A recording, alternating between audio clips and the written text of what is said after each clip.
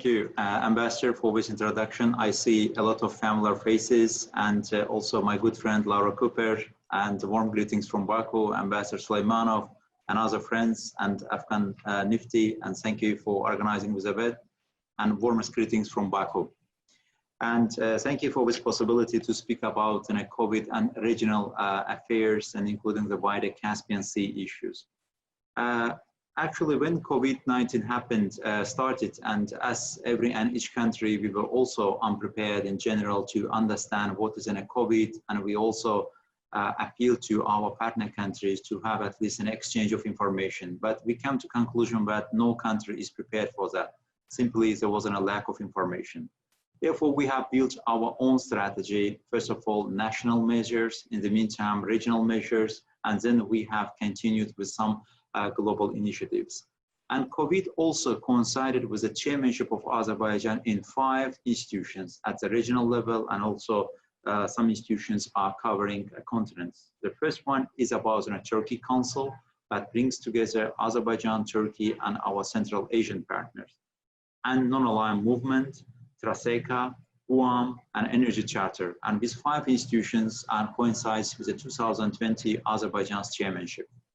And Azerbaijan reacted in a very flexible manner to the COVID, and we also understood that without regional response, we will not to address risks and challenges associated with the COVID.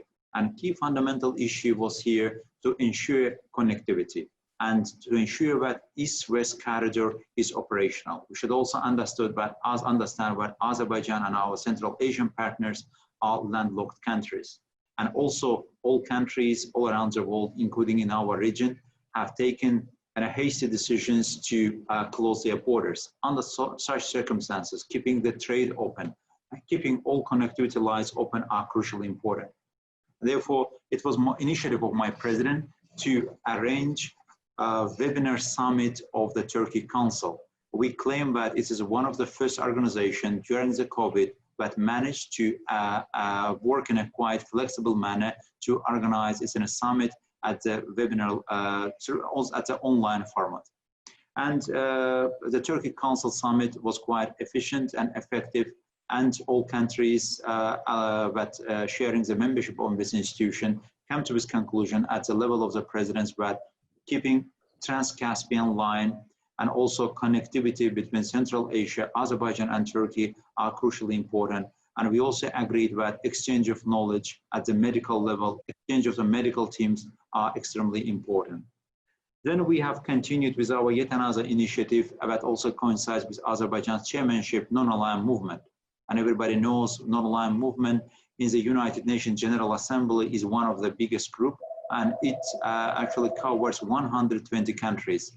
Azerbaijan also initiated to host online summit of the non-alignment movement, particularly dedicated to the COVID, and to bring together different continents.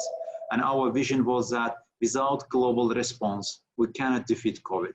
Unfortunately, we should all admit the fact that when COVID happened, we haven't seen global initiatives or global leadership to address the challenge of COVID. There was a more inward-looking approach rather than a wider global or regional approaches. And it also means that we should, in the future, look at the institutions that we are sharing membership to raise their effectiveness.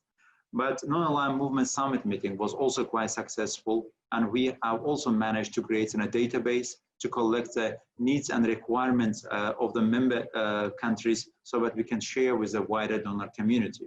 And Azerbaijan also, by virtue of its potential, made a modest contribution to the international efforts, particularly as the WHO, and we have provided financial support, and also via the WHO we have rendered financial support to certain non-aligned movement countries.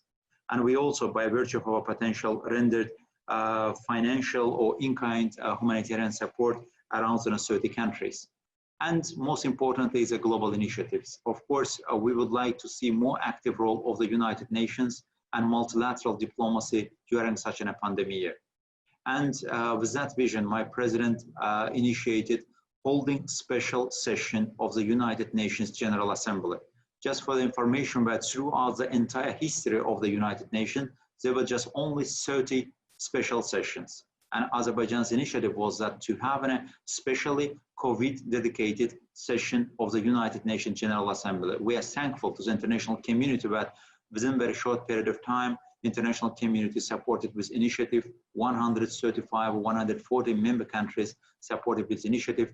Now, formally, with special session has already started its operation within the United Nations General Assembly. Unfortunately,